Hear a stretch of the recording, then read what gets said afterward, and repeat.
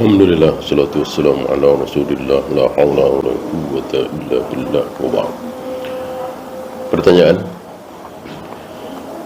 bagaimana dengan surat Al-Mulk ayat 16-17 yang menyatakan dialah Allah yang di langit?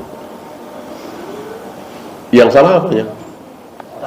Iya, terjemahannya. Kenapa di gitu?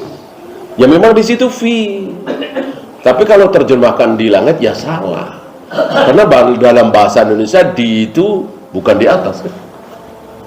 Di itu kan bukan di atas. Itu yang saya maksud tadi. Bahwa fi itu bisa di atas. Ya. Ketika dikatakan fil bait, ya tentu di dalam rumah, di rumah. Ketika fil ardi, tidak bisa di dalam bumi, tapi di atas bumi. Padahal sama-sama fi. Ya. Maka sekali lagi, seluruh ayat hadis tentang di mana Allah berada dan di situ ada fi sama, maka harus diterjemahkan dengan di atas. Jadi yang salah terjemahannya sekali lagi. Bagaimana cara menasihati orang tua yang masih merayakan maulid, tahlil, dan seterusnya? Tentang cara, Islam tidak mengatur. Apa mau nasihati langsung, apa dicarikan buku bacaan, setelkan ceramah pengajian sunnah, atau yang terbaik diajak ngaji. Biar dengar langsung di pengajian. Kan duduk mungkin sejam setengah, bisa insya Allah kalau Allah menghendaki.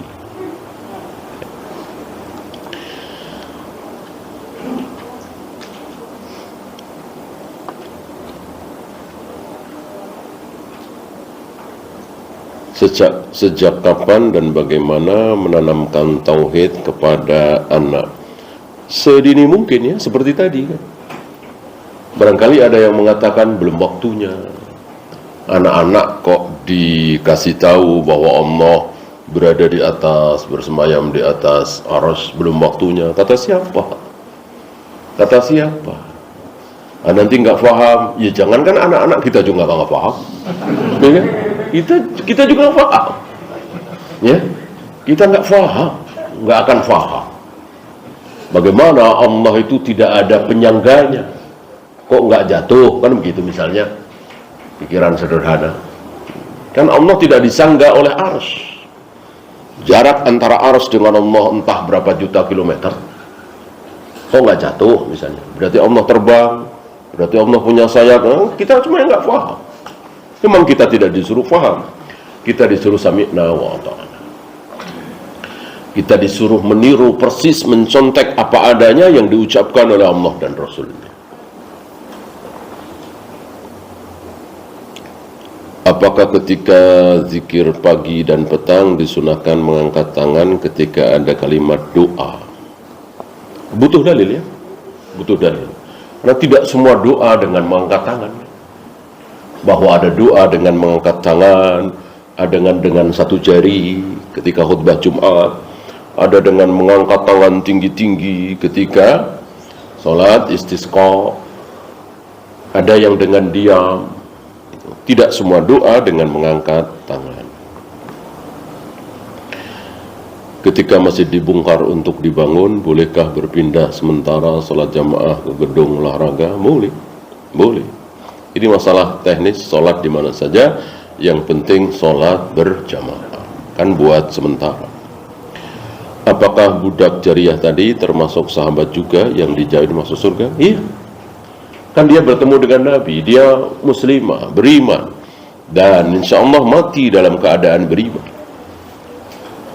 Sahabat, ketika sahabat jadi jamin masuk surga. Apakah puasa Arafah bersamaan dengan wukuf di Arafah atau ikut ulil amri? Yang terbaik, kita menginginkan yang terbaik. Seluruh penguasa di muka bumi ini tidak usah menentukan kapan Idul Adha. mudah, tinggal ngikutin Arafah, kan gitu. Karena kan perintah Nabi jelas, kalian yang sedang wukuf di Arafah jangan puasa Arafah. Berarti puasa Arafah buat siapa? Buat yang sedang tidak wukuf. Kapan? Ya ketika orang-orang haji sedang wukuf di Arafah. Yang tidak berada di Arafah puasa. Kapan? Ya Senin itu kalau wukufnya hari Senin. Ya Jumat itu kalau wukufnya hari Jumat. Ini mudah sekali. Seandainya kemudahan ini diambil oleh seluruh penguasa di muka bumi, kaum muslimin, nikmat, mudah. Karena sunnah memang seperti itu, mudah. Tentu timbul pertanyaan, bagaimana ketika penguasa kita menentukan puasa Arafahnya beda, Idul Adhanya beda. Ya tentu kita mentaati Nabi sallallahu alaihi wasallam. Mentaati Nabi yang dimana di situ para sahabat melakukan 100 tahun kira-kira ya. 100 tahun kira-kira setelah Nabi wafat, para sahabat baru habis. Jadi para sahabat hidup setelah Nabi wafat itu kira-kira 100 tahun. Ya, 100 atau 101. Tidak didapat riwayat para sahabat berbeda dalam Idul Adha. Padahal luar biasa, ada di Mesir, ada di Syam, ada di Irak, ya, ada di Mekah, ada di Madinah. Belum pernah ada riwayat selama 100 tahun lebih. Ditambah dengan zaman Nabi, ya mungkin 10 tahun atau 9 tahun. Adapun berbeda dalam Idul Fitri ada di Bukhari kan, bahwa antara Ibnu Abbas di Mekah dengan Muawiyah di Syam itu berbeda, karena memang disuruh melihat hilal, ya, penguasa masing-masing tempat disuruh melihat hilal.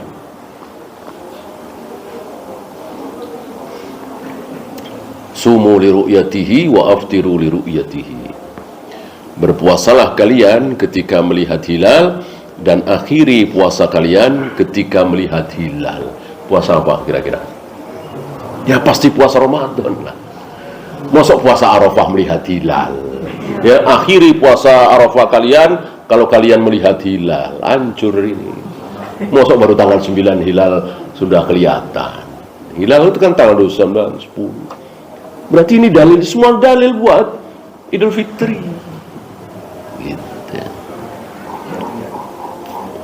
Apa saja yang termasuk boros atau menghamburkan harta yang ada di ayat Al-Quran? Apapun yang tidak berguna, dan jumlahnya tentu tidak sedikit bagi kita, ya.